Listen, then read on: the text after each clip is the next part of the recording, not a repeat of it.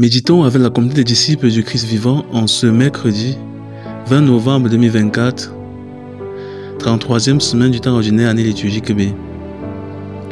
Évangile de Jésus-Christ selon Saint Luc au chapitre 19, versets 11 à 28. En ce temps-là, comme on l'écoutait, Jésus ajouta une parabole. Il était près de Jérusalem et ses auditeurs pensaient que le royaume de Dieu allait se manifester à l'instant même. Voici donc ce qu'il dit. Un homme de la noblesse partit dans un pays lointain pour se faire donner la royauté et revenir ensuite.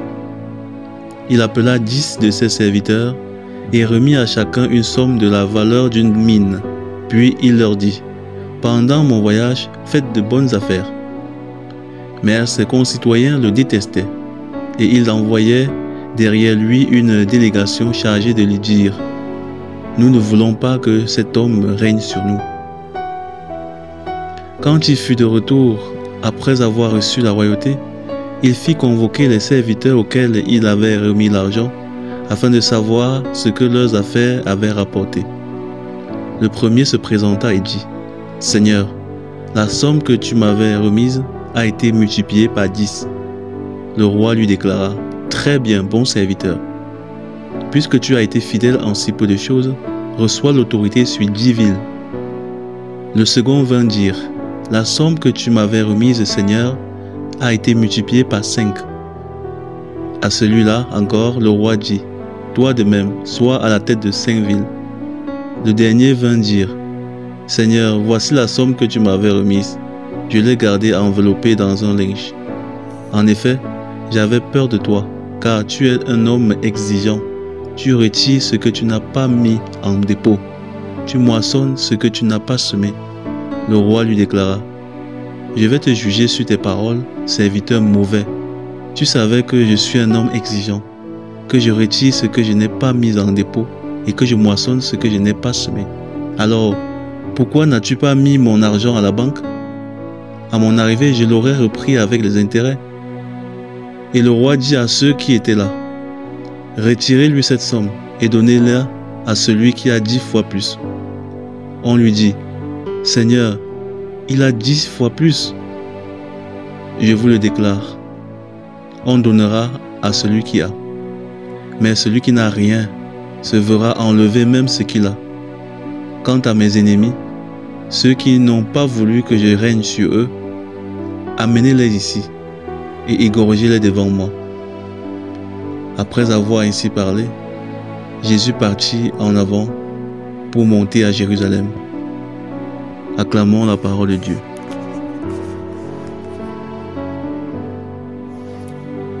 Méditation. Frères et sœurs dans le Seigneur Jésus-Christ, soyons dans l'action de grâce en ce jour nouveau, don de Dieu et signe de son immense amour pour nous. L'accès au royaume de Dieu est notre quête quotidienne.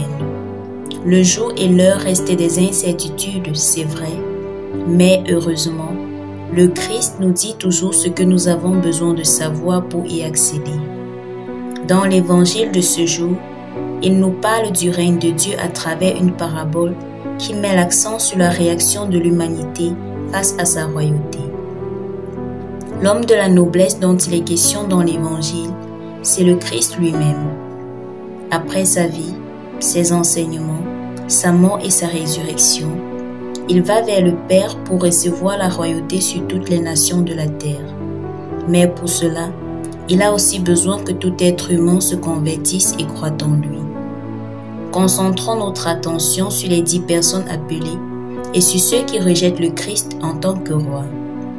Ainsi, comme nous le voyons, il y a 2 attitudes face à la royauté du Christ. Il y a d'un côté ceux qui l'acceptent et qui le démontrent par leurs actes en faisant fructifier les grâces reçues, et de l'autre, ceux qui le rejettent.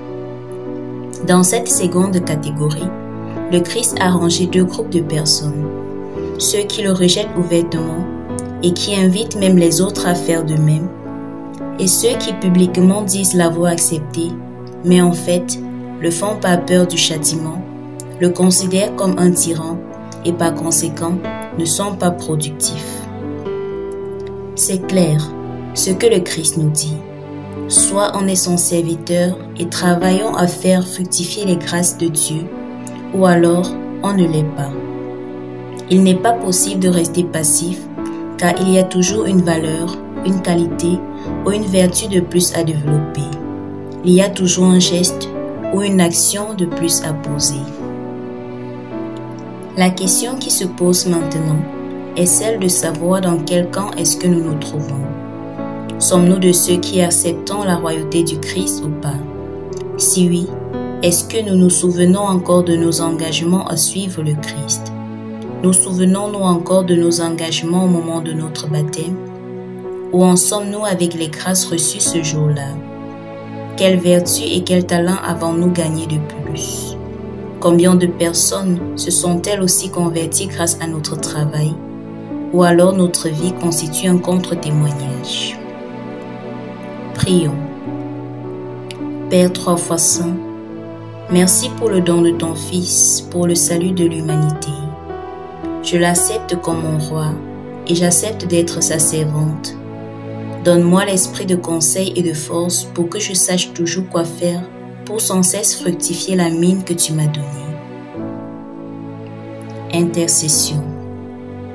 Seigneur Jésus, nous t'implorons pour tous ceux qui te rejettent et entraînent les autres à faire autant, en particulier ceux qui sont infiltrés dans ton Église. Daigne exposer leurs manœuvres au grand jour et donne-leur de comprendre qu'ils gagneraient à se convertir eux aussi. Vierge Marie, intercède pour nous. Exercice spirituel. Prenons un moment pour réfléchir à notre position par rapport à la royauté du Christ. Posons ensuite une action concrète qui le démontre. Loué soit Jésus-Christ.